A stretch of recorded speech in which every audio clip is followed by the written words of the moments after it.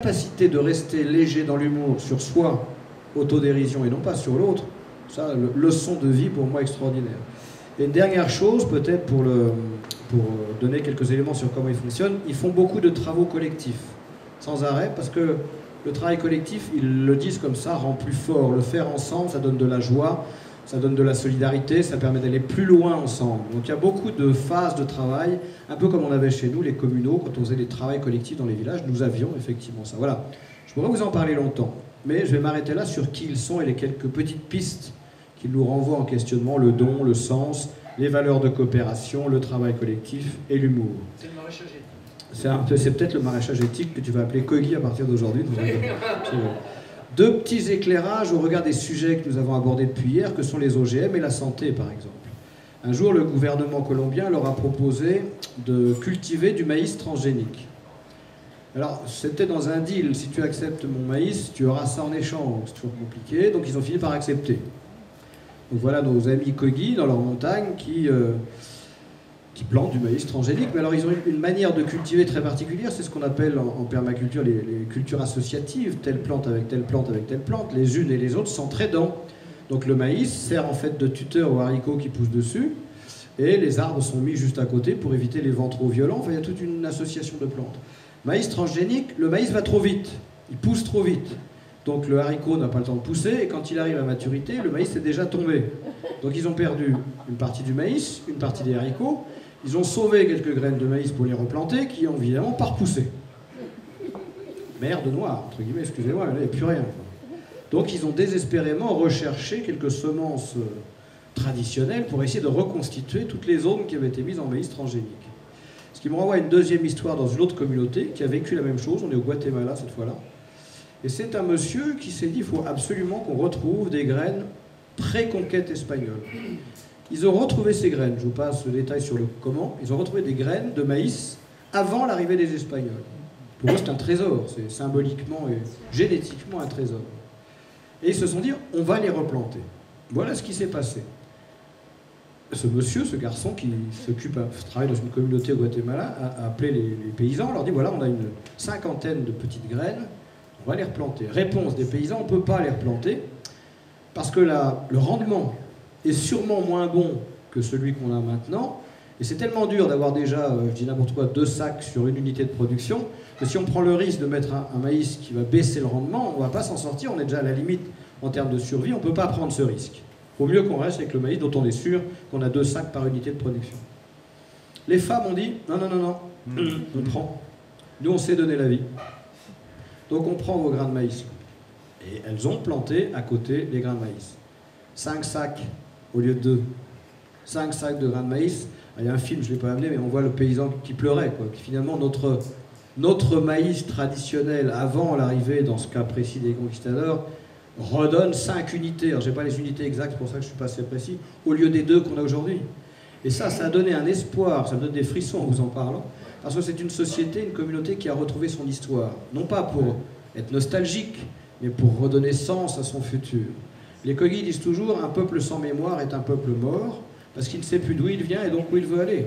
Donc là, en retrouvant ces semences, plein de laboratoires génétiques sont en train de tourner autour de ces semences. Mais c'est quoi ces semences?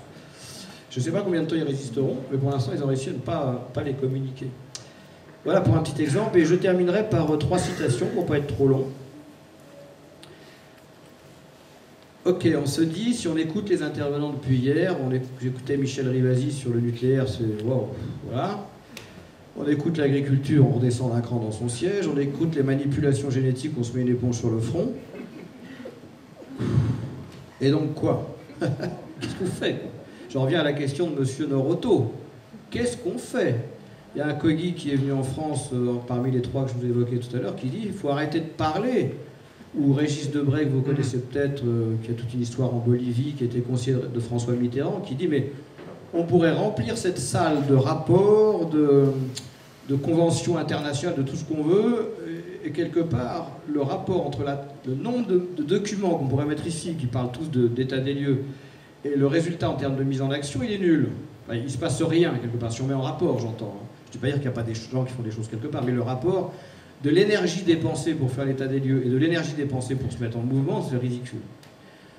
Je Je termine donc par 3 citations. La première, c'est celle-ci. C'est un mathématicien qui s'appelle Kurt Gödel, qui est mathématicien logicien, qui explique cela. Alors je vais peut-être un peu déformer son propos, il m'en excusera parce qu'il est mort.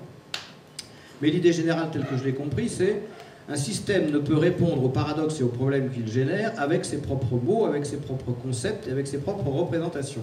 C'est-à-dire avec la manière que nous avons de voir le monde, nous ne trouverons pas les réponses aux problèmes que nous avons nous-mêmes générés. Il faut ouvrir un autre paramètre en termes de mathématiques, ou en tout cas un autre point d'observation. De mon côté, c'est les peuples racines et les Kogi, mais ça peut être autre chose. Ça, c'est le point de départ. Deuxième citation, je crois que c'est Albert qui disait ça. Ce qui rend fou, c'est de faire plus ou moins de la même chose en espérant un résultat différent. Exactement ce que tu évoques avec la Révolution verte, c'est-à-dire, on constate que quelque chose ne va pas, et on appuie sur le champignon pour en faire plus. Et en se disant que plus, ça va résoudre ce qui ne va pas. Or, comme ça ne le résout pas, ça rend frappadingue. Et la troisième citation, c'est un monsieur que certains d'entre vous ont peut-être encore en mémoire, qui s'appelle Maurice Faure. Maurice Faure était le ministre des Affaires étrangères qui a signé le traité de Rome en 1957 au nom du gouvernement français. Alors on aime ou on n'aime pas l'Europe dans ce qu'elle est devenue. Il n'empêche qu'on est juste après la guerre, 1957 c'est pas très loin, et que les gens qui ont permis la naissance de l'Europe à l'époque, à 6, c'était quand même pour éviter qu'on se retape sur la tronche. On avait eu 1871, on avait eu 1914, on avait eu 1939. Si on pouvait éviter d'en remettre un quatrième derrière, ce serait pas mal. Donc à l'origine de l'Europe, c'est quand même ça. Et ils ont été vite, hein, ceux qui avaient encore dans leur chair les stigmates de la guerre. Ils savaient pourquoi ils s'engageaient dans ce chemin. Et que ce soit parti sur autre chose, que c'est dérivé vers autre chose, ça c'est une autre histoire. Bref, revenons à Maurice. Un journaliste du Monde lui demande, Maurice, toi qui as participé à la naissance de ce truc-là, l'Europe, quel conseil tu nous donnerais à nous qui pataugeons à 27 ? C'était en 2007, à l'occasion du cinquantenaire de ce traité. Voilà le conseil de Maurice. Le conseil de Maurice, il disait, tout ministre que nous étions, nous nous réunissions une fois par semaine de 8h du matin à 8h du soir pour apprendre à se connaître. Connaître, la racine, c'est naître ensemble. Bonjour, c'est mieux de se voir là que par Internet. Pourquoi? Parce qu'on sait maintenant que dans la communication, 80% passe par la gestuelle, l'intonation d'une voix, les gestes que vous faites, et 20% passe par les mots utilisés. Donc sur Internet, on est sur 20%. Donc on a inventé les petits émoticons, les petits trucs. Non, c'est une blague. Ah, trop tard.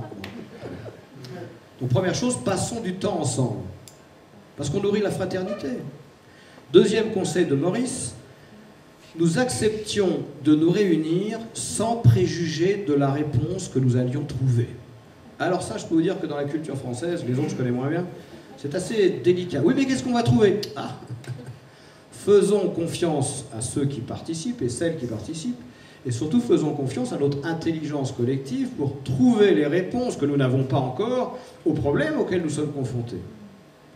Donc passer du temps ensemble, ne pas essayer de convaincre l'autre que j'ai raison, qu'il a tort, mais qu'ensemble nous allons faire émerger quelque chose.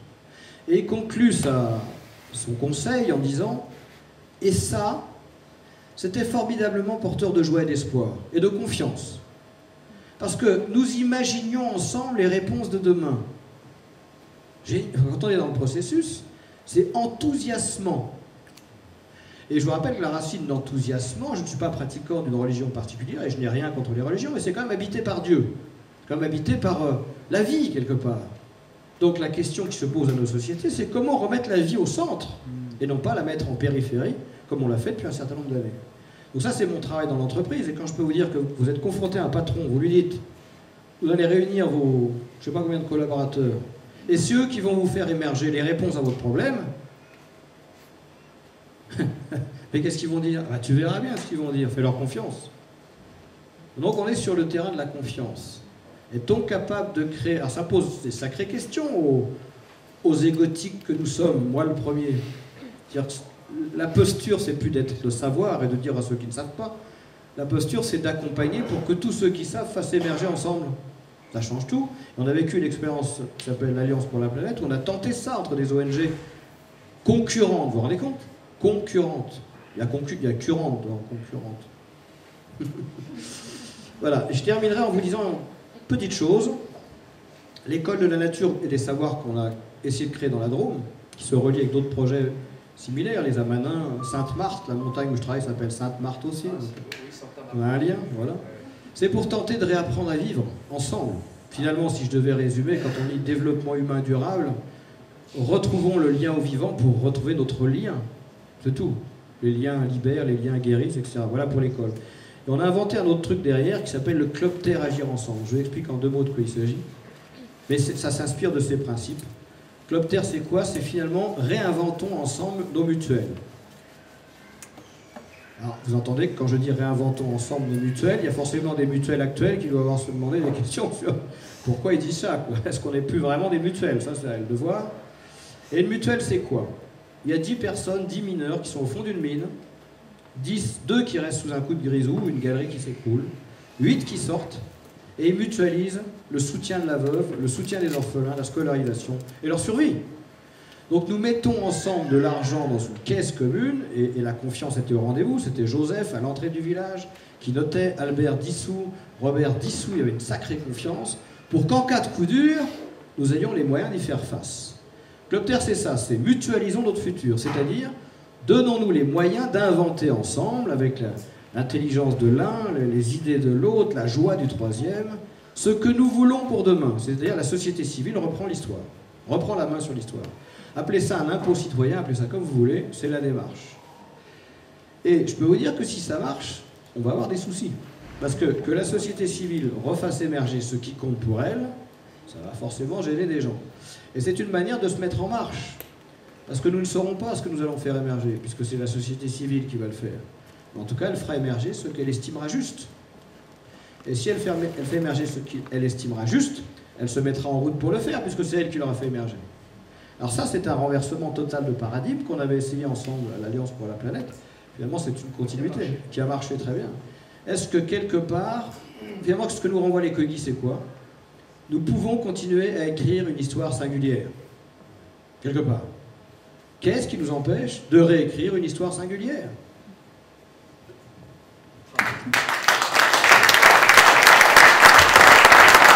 Merci à tous les deux.